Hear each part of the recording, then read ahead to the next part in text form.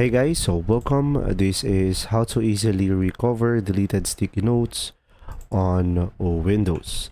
So first thing is just simply go ahead and go to the search menu at the start menu and open up your sticky notes. And now here, for example, I'm gonna select a note over here and I'm gonna go for test delft. And from here, for example, I have this note, and for example I deleted it and select delete, and somehow I want to recover it.